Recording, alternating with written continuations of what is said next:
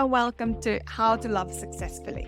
This is a podcast for female leaders who are looking for that loving connection and making their love life as much of a success as their careers have been. Here we talk about dating successfully and creating a loving relationship. I'm your host, Dr. Kovanen. I'm a registered psychologist and a conscious dating coach. For the past 15 years, I have been working with individuals and couples and help them with their relationships.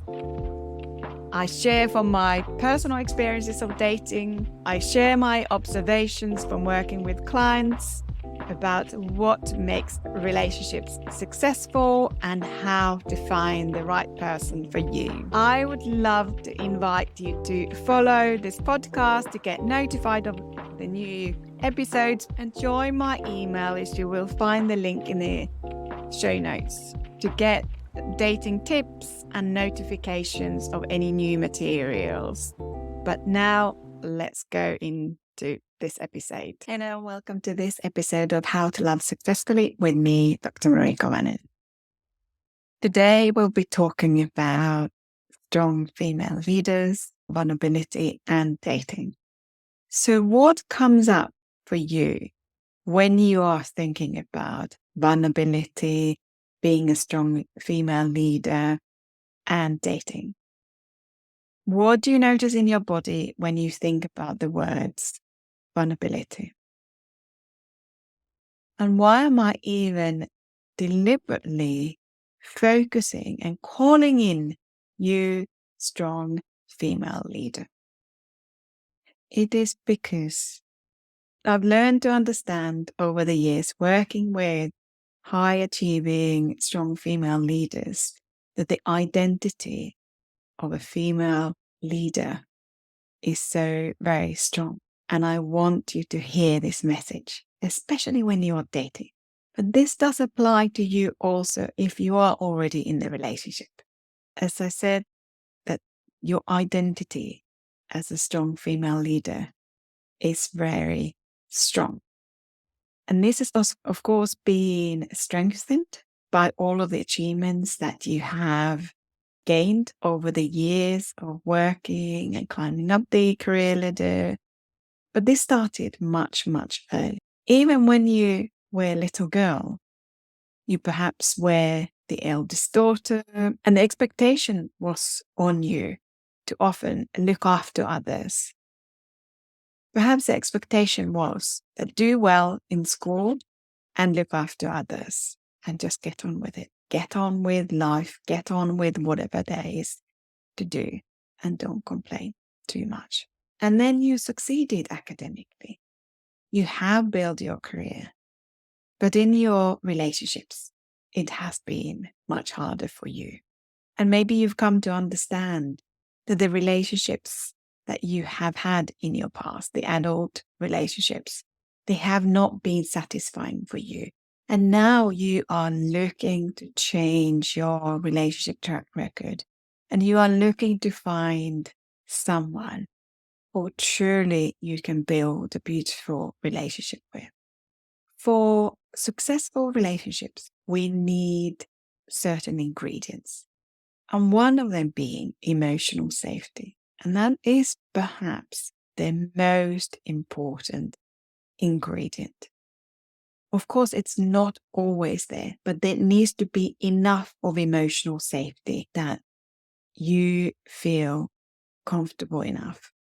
So emotional safety. And then connection. And connection comes from vulnerability.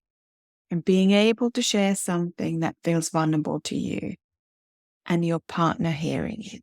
And Brené Brown talks in her books a lot about vulnerability and how that leads to more connection. Then you, of course, in relationships, you need shared values and you also need compassion. Compassion for yourself and compassion for the other.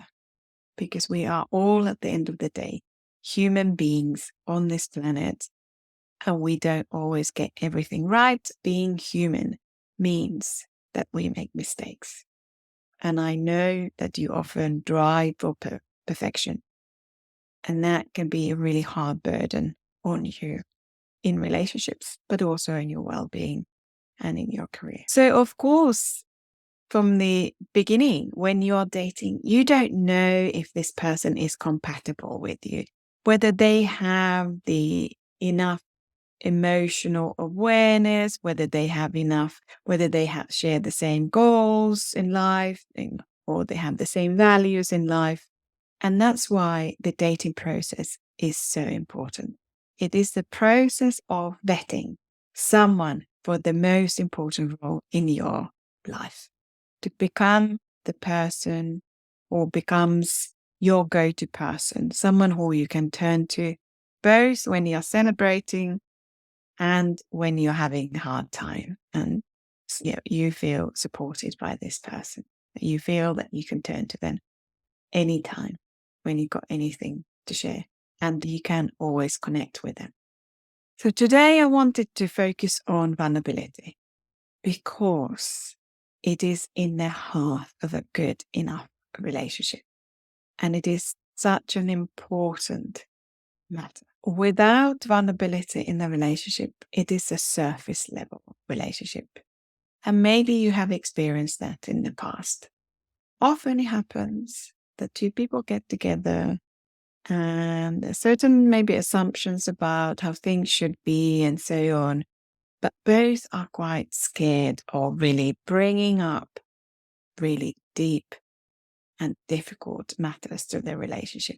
So the relationship always remains on a certain level, and it never really gets deep, properly deep.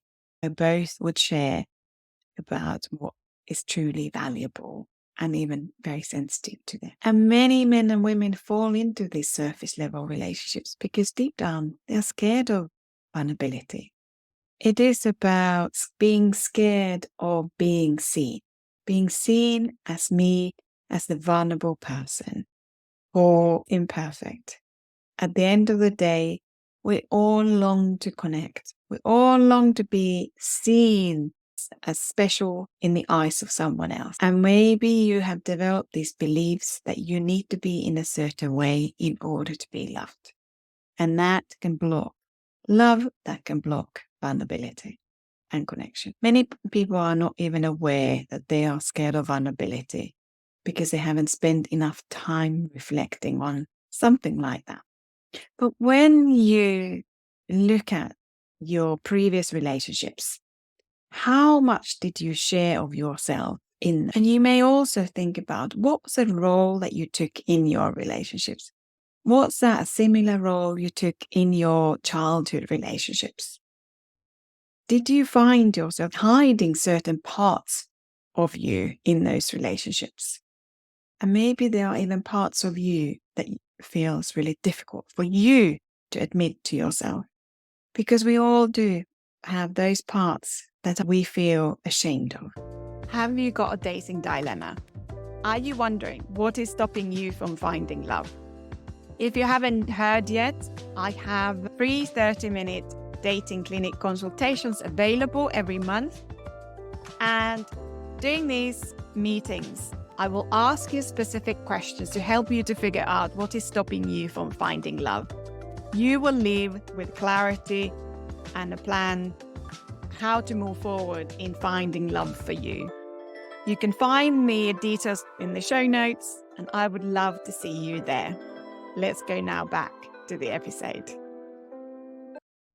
And where does this fear of vulnerability stem from? Usually it stems from your previous experiences. And this could have been, of course, from your early childhood even experiences, because as much as we would like to believe that those experiences are in the past, they're not. They will be wired in your nervous system if there have been any negative experiences. Both, of course, the positive experiences are wired there that help us to feel safe, but also those negative experiences potentially are wired in your nervous system and can get activated then later on. But also, of course, your adult relationships and your adult experiences will have left you maybe feeling vulnerable? Maybe this was in your teens. Maybe you shared something vulnerable to someone and that was then used against you, or you were ridiculed for it, or like perhaps sometimes what can happen is that in those teen years when you've had your first crushes and perhaps you had a crush on someone and maybe this person then didn't feel in the same way. And this can feel, and this might have left you feeling vulnerable. So all of these experiences are there. And of course, as humans, we have been designed to want to belong. So it is natural for us to feel and fear rejection because we want to belong. And vulnerability is about essentially sharing something that feels very personal, something that feels very vulnerable with another person. And if the other person then responds in a positive way, this can create real connection. And dating, of course, is a very vulnerable process. There's no two ways about it. It is that you put your heart online and you hope for the best. You hope that the other person feels way or at least treats you with respect. Previously, I have spoken about resilience. So there's another podcast about that, and I will leave the details in the show notes so you can go and check that one out. And here are 7 really tips for building that rejection resilience. There is also a way to date in a way that allows you to connect with yourself, feel your vulnerability, and share some of yourself on these dates and feel more connected and not feel overexposed or like you've given too much of yourself. When you are dating, you are vetting men for the most important role in your life. And that is the role of a partner. So this is a really important process. And let's face it, when you are dating, you are looking for someone who accepts you with warts and all as a human being, not just someone who is a perfect image. And this also means that you need to learn to appreciate all parts of you, even the parts of you that maybe feel more uncomfortable, because only that is the way then to attract someone who appreciates you. If you try to deny certain parts of you, and this doesn't, of course, mean that you are straight away telling everything about you on the first date, because it's a gradual process of giving something away and seeing how the other person responds to that. And if they are responding to whatever it is that you are sharing, perhaps this is something about lessons in love or something like that you are sharing. And if the other person then responds to that in a positive way and they are showing empathy, then this is a good indicator that they have this capacity. But if they are someone who straight away starts talking about their own experiences or perhaps ignores your story, again, this will tell you something about how they tend to respond to someone's vulnerability. And if they are, of course, ignoring or they are not responding in a positive way or in an open-minded way, then this is likely to happen later on in your relationship. So perhaps this is something to really make note of and to avoid someone, because they are likely to perhaps even reject you in the future if you share something vulnerable. Often people say, how can I create more depth on my dates? Often it starts from someone. Someone needs to start the conversation, and then depending on that, if the other person is willing to go there, they can then also join in and perhaps share something. And again, this will tell you about whether the other person is interested in creating this relationship where there is mutual exchange of vulnerability. So this is all really important information for you to know and gather. And dates are essentially, there is a bit of risk taking involved. It's about sharing something of you and of yourself, and then seeing how the other person responds. Will they take it or will they not? But always share something that you are comfortable with sharing, so that you don't have this sort of emotional hangover or oversharing a hangover then later on because you feel that you've overshared too much. It is a gradual process. The first dates are really about just getting to know each other a little bit. And then if you continue dating, it's about gradually revealing about yourself and seeing how the other person responds to that. So taking this sort of very slow dating approach is a really good way of getting to know someone. And then you are not giving too much away, but you are building the early stages of really connection and deepening as you are getting to know each other. And on dates is not just about sharing something, but you also need to pay attention to how your body responds to that person. How do you feel on the date? Do you feel comfortable? Do you feel relaxed? Or do you feel there's this really uncomfortable feeling?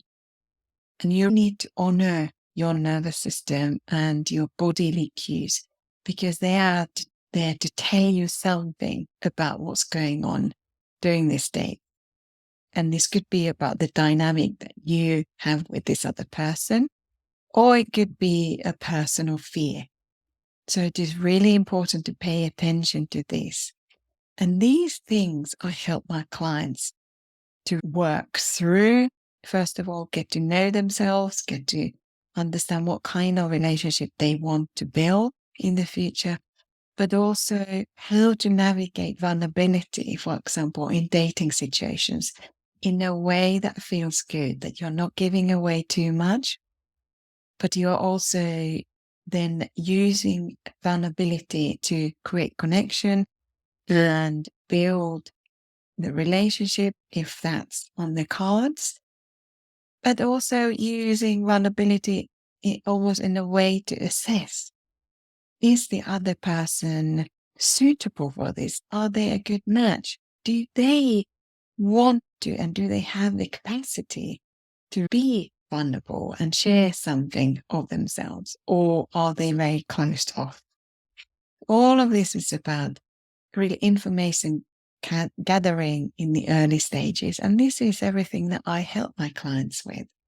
So if you are interested in getting to know more about how to date in a much more efficient way and create depth in your future relationship, do get in touch and book a free 30-minute dating clinic consultation. And we'll figure out what's been missing in your dating so that you can find that beautiful relationship in the future.